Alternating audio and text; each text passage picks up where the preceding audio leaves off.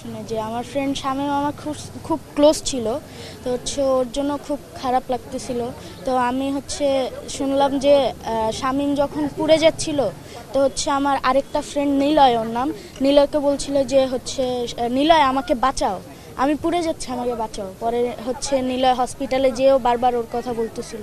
তো এইগুলা মনে পড়লে আমার খুব খারাপ লাগে, ভিতর থেকে খুব কষ্ট পায়, আমার খুব কষ্ট হয়।